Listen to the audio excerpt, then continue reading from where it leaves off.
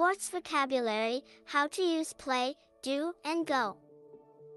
We use the verbs play, do, and go with sports and activities. Here is the information you need to know to use them correctly. Play is used with ball sports or competitive games where we play against another person. For example, how often do you play tennis? Tennis is a ball sport. I play chess with my friends on Friday night. Chess is a competitive game. We play to win.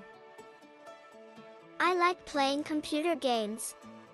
Again, computer games are competitive, so we use play. Do is used for a recreational activity or a non-team sport that does not use a ball. For example, I heard that you do karate. Karate is a non-team activity. I do crossword puzzles in my free time. Crossword puzzles are not competitive. Go is used with activities that end ing. We go somewhere to do something. For example, I'm going fishing on Sunday.